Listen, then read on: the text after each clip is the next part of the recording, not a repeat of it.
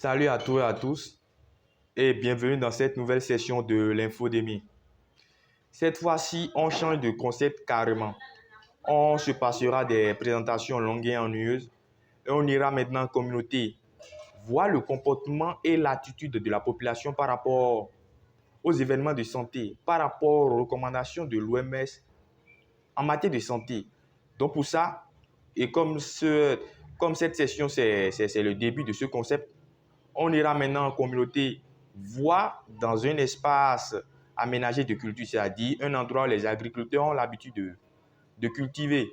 On ira voir comment ils cultivent, on ira voir si ça correspond vraiment aux recommandations en matière de santé ou bien des parties où il faut discuter par rapport à cela, s'il y a des trucs à corriger. Donc, c'est le but de cette session. Et sans plus tarder, let's go. Quand on parle d'espace de culture, les premières choses qui viennent à l'esprit sont les plantes, la source d'eau. Plus particulièrement dans notre cas, donnons une attention particulière à la source d'eau utilisée par ces agriculteurs. On voit ici un flux d'eau qui s'étend sur des kilomètres, canalisé de part et d'autre, et dans lequel sont jetés des ordures et déchets ménagers provenant des maisons voisines. La petite anecdote pour eux, le flux de l'eau permettrait à renvoyer leurs déchets loin de leurs habitats, ce qui est le contraire avec ce que nous voyons de nos yeux.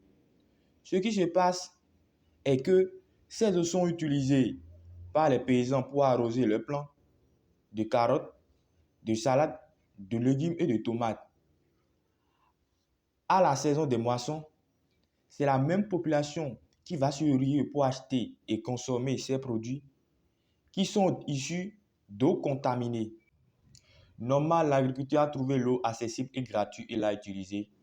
Normal, la population veut se remplir le ventre. Normal aussi que les autorités s'en foutent.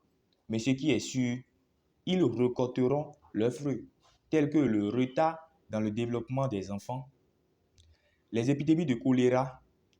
Tous ces maux ne seront que de leur routine et de leur passe-temps dans les années à venir. Dommage pour leur ignorance. Ils ont décidé de leurs avenirs et pas de la meilleure des façons ou décider de leurs avenirs sans avoir voulu. On ne pourra rien pour eux.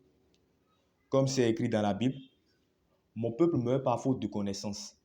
C'est la fin de cette petite escapade sur le terrain et j'espère que de votre côté, vous avez tiré de cette situation de vie. Allez, ciao!